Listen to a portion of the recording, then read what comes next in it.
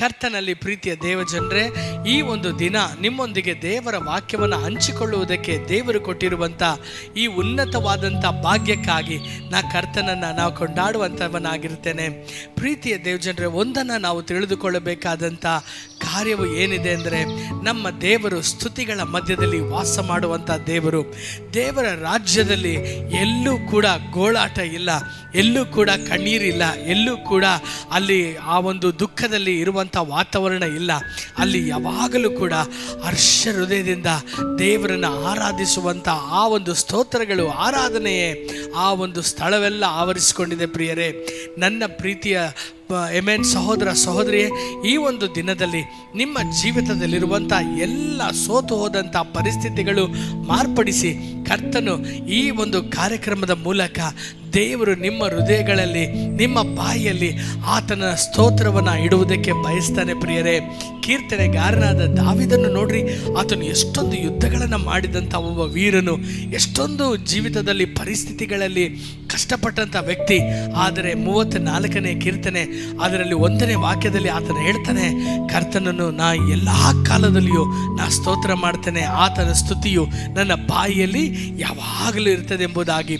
ಈಗಲೂ ಕೂಡ ದೇವರು ಅಂಥ ದಾವೀದಗಳನ್ನು ಈ ಒಂದು ಶತಮಾನದಲ್ಲಿಯೂ ಆತನು ಹುಡುಕುತ್ತಾ ಇದ್ದಾನೆ. ಪ್ರಿಯರೇ, ಯಾಕೆ ಆ ದಾವೀದು ನೀವಾಗಿರಕೂಡದು? ಈ ಒಂದು ದಿನ ದಾವೀದನು ಆ 34ನೇ ಕೀರ್ತನೆ ಬರೆಯುವುದಕ್ಕಿಂತ ಮುಂಚೆ ಆತನು ಒಂದು ಹುಚ್ಚನ ರೀತಿಯಲ್ಲಿ ತನ್ನ ಜೀವನಕ್ಕೋಸ್ಕರ, ಆತನು ಬದುಕಿಕೊಳ್ಳುವುದಕ್ಕೋಸ್ಕರ ಆತನು ಆ ಹುಚ್ಚನ ರೀತಿಯಲ್ಲಿ ನಾಟಕ ಮಾಡಿ ಆತನನ್ನು ಹೊರಗೆ ಹಾಕಲ್ಪಡುವಂಥ ಸಮಯದಲ್ಲಿ ಆ ಒಂದು ಕೀರ್ತನೆಯನ್ನು ಬರೆಯುವಂಥದ್ದನ್ನು ನಾವು ನೋಡ್ತೇವೆ.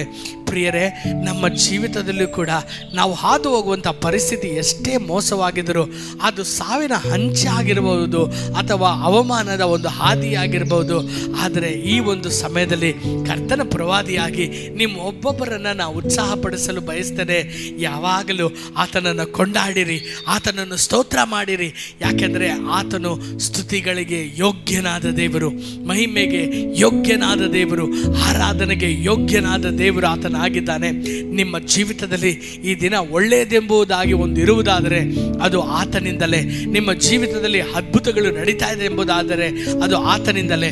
ನೀವು ಇನ್ನೂ ಬದುಕುಳಿದಿದ್ದೀರಿ ಎಂಬುದಾಗಿ ಇರುವುದಾದರೆ ಅದು ಆತನಿಂದಲೇ. ಈ ದಿನ ನೀವು ಆರೋಗ್ಯವಾಗಿದ್ದೀರಿ ಅಂದರೆ ಅದು ಆತನಿಂದಲೇ ಎಂಬುವಂಥದ್ದನ್ನು ನಾವು ಮರೆಯುವುದು ಬೇಡ. ನನ್ನ ಪ್ರೀತಿಯ ದೇವಜನರೇ, ದೇವರ ವಾಕ್ಯದಲ್ಲಿ ನಾವು ಎಲ್ಲ ಭಾಗಗಳಲ್ಲಿ ನಾವು ನೋಡುವಾಗ ದೇವ ಜನರು ದೇವರನ್ನು ಮಹಿಮೆಪಡಿಸಿದಾಗಲೆಲ್ಲ ಕರ್ತನವರ ಮಧ್ಯದಲ್ಲಿ ಇಳಿದು ಬಂದು ಅದ್ಭುತಗಳನ್ನು ಮಾಡುವಂಥದ್ದನ್ನು ನಾವು ನೋಡ್ತೇವೆ.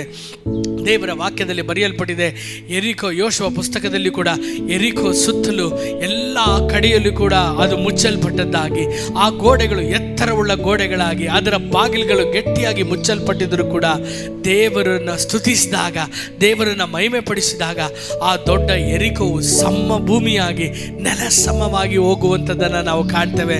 ಈ ಒಂದು ದಿನ ನಿಮ್ಮ ಸರದಿ, ಅದು ನಿಮ್ಮ ಸುತ್ತಲೂ ನಿಮ್ಮ ವಿರುದ್ಧವಾಗಿರುವಂಥ ಗೋಲಿಯಾತಗಳನ್ನು ಬಿಳಿಸುವ, ನಿಮ್ಮ ಸುತ್ತಲಿರುವಂಥ ಆಗದು ಎಂಬುವಂಥ ಕಾರ್ಯಗಳಾಗಿ ಕಾಣಲ್ಪಡುವಂಥ ಯೆರಿಕೋಗಳನ್ನು ಬಿಡಿಸಿ ದೇವರ ನಾಮದಲ್ಲಿ ಜಯಘೋಷವನ್ನು ಆಡುವಂಥ ಆ ಒಂದು ಸರದಿಯು ಅದು ನಿಮ್ಮದಾಗಿದೆ ಎಂಬುದಾಗಿ ನಾನು ನಿಮ್ಮನ್ನು ಉತ್ಸಾಹಪಡಿಸಲು ಬಯಸ್ತೇನೆ. ಪ್ರಿಯರೇ, ಕರ್ತನು ನಿಮ್ಮನ್ನು ಹೇರಾಳವಾಗಿ ಆಶೀರ್ವದಿಸಲಿ. ಆಮೆನ್. ಕರ್ತನ ನಾಮಕ್ಕೆ ಸ್ತೋತ್ರವಾಗಲಿ. ಕರ್ನಾಟಕದಲ್ಲಿರುವ ಎಲ್ಲ ದೇವಜನರಿಗೆ, ವಿಶೇಷವಾಗಿ ಪ್ರವಾದನಾತ್ಮಕ ಸೇವೆಯಲ್ಲಿ ದಾಹವಿರುವ ಎಲ್ಲರಿಗೂ ಒಂದು ಸಂತಸದ ಸುದ್ದಿ. ಇದೇ ಮೇ 1ರಿಂದ 10ರವರೆಗೂ ರೇಮಾ ಪ್ರವಾದನಾ ಸೇವೆ ಅರ್ಪಿಸುವ ಹೆವೆನ್ ಆನ್ ಅರ್ತ್ ಎನ್ನುವ 10 ದಿನಗಳ ಪ್ರವಾದನಾ ಸಮ್ಮೇಳನವನ್ನು ಆಯೋಜಿಸಲಾಗಿದೆ. ಕರ್ತನ ಪ್ರವಾದಿಯಾಗಿರುವ ರೆವರೆಂಡ್ ಸ್ಟೀಫನ್ ಆಲ್ಬರ್ಟ್ ಹಾಗೂ ಅಭಿಷಿಕ್ತ ಬಲವಾದ ದೇವಸೇವಕರು ನಿಮ್ಮನ್ನು ಸೇವೆಯಲ್ಲಿ ತರಬೇತಿಗೊಳಿಸಲಿಕ್ಕಿದ್ದಾರೆ. ದೇವರ ರಾಜ್ಯಕ್ಕಾಗಿ ಬಲವಾಗಿ ಉಪಯೋಗಿಸಲ್ಪಡಲು ಹಾಗೂ ಪರಲೋಕದ ಅನುಭವಗಳಿಂದ ತುಂಬಿಸಲ್ಪಡಲು ನೀವು ಆಸೆ ಪಡುವುದಾದರೆ ತಕ್ಷಣವೇ ನೋಂದಾಯಿಸಿಕೊಳ್ಳಿ. ಹೆಚ್ಚಿನ ಮಾಹಿತಿಗಾಗಿ ನಮ್ಮ ದೂರವಾಣಿ ಸಂಖ್ಯೆ 7022918070ಗೆ ಕರೆ ಮಾಡಿ. ಈ ಸದಾವಕಾಶವನ್ನು ಸದುಪಯೋಗ ಪಡಿಸಿಕೊಳ್ಳಿ. ಕರ್ತನು ನಿಮ್ಮನ್ನು ಆಶೀರ್ವದಿಸಲಿ. ಆಮೆನ್.